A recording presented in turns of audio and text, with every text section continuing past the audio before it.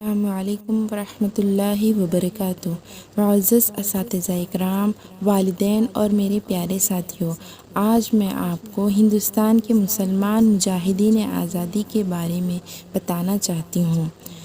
ہندوستان کو آزاد کرانے کے لیے مسلمانوں نے بھی بہت قربانیاں دی ہیں۔ انگریزوں کے ظلم کے خلاف مسلمانوں نے بہادری سے جنگیں لڑی ہیں۔ سب سے پہلے ہم ٹیپو سلطان کو یاد کرتے ہیں، جنہوں نے انگریزوں سے لڑتے ہوئے شہادت پائی۔ وہ کہتے تھے، شیر کی ایک دن کی زندگی گیدڑ کی 100 سالہ زندگی سے بہتر ہے۔ مولانا محمد علی جوہر نے انگریزوں کے خلاف تقریریں کی اور جیل گئے۔ مولانا ابوالکلام آزاد بھی آزادی کی لڑائی میں شامل تھے اور بہت بہادر تھے۔ ہمیں فخر ہے کہ ہمارے مسلمان بزرگوں نے ملک کے لیے اپنی جانیں قربان کی۔ ہم سب کو ان کی قربانیوں کو یاد رکھنا چاہیے اور اپنے ملک سے محبت کرنی۔ ہمارا ہندوستان، روشن ہندوستان۔